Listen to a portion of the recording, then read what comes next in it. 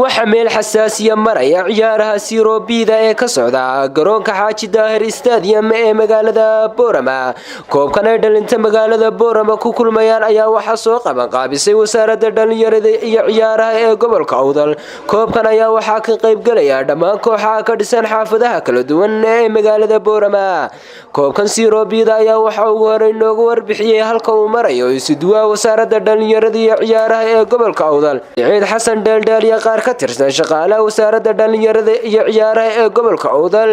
waxaana hadaladoodii kamid ahaa. waxaan salaamayaa bulshooyinta gobolkan Awdal ee sida quruxda badan leh ee sharafta leh u daawanaysa koobkan Siroobida ee aan ka bilownay bishan 12keegii garoonka Xaaji Daahir Stadium oo ku jira wareegii koowaad ee maaragtay koobkaasi run ahaantii si qurux badan buu socdaa ciyaartoygu sharaf bay leeyihiin si aad iyo aad ah ayay maaragtay iyaguna akhlaaqiyadka iyo sharaftaba u dhowrayaan koobkaasi waa groupiskii wali groupiskii baa socda groupiskii baa gabagaba imika ku jooga si aan wareegii labaad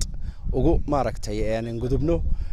run ahaantii maanta labada kooxood ee daawanaysan waa kooxda Asal B iyo kooxda Sheekh Cali waxay kala marayaan ciyaarta oo maaragtay qaybtii koowaad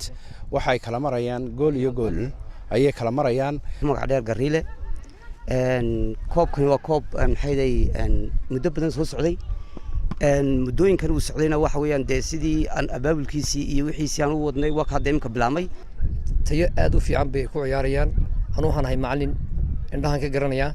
waxa weeyaan xulkii qaaday iyo nimankan waxba ma kala duwana geesta kala maraan wax ka weydiinay dhalinyarada koobkan ka qayb qaadanaysa halka uu mariyo koobku iyo shucuurtooda ayaa waxay sheegeen Abdi Ibrahim Bile anoo ku jira teamka Sheekh Cali Jawhar B Football Club waxaan halkan ka mahadcelinayaa isku duwaha oo maxay ahayd koobkan aad ka u fiican ee dhalinyarta magaalada isku soo xareeyay kana fadhiisay inay dabalwadiyo wixii cunaan waxaan ku bilaabayaa magacayga Cabdi Muuse Cabdilaahi waxaan ka tirsanahay naadiga Asalka Boorama on maanta ciyaarna wareegaygii labaad on gruubyadii ah marka waxaan koobkan oo kale lagu qabtaa si aanu nalooga joojiyo ama maxaa hayday nalooga ilaaliyo balwadaha qaar Kariye Saxane, Red TV, Boorama.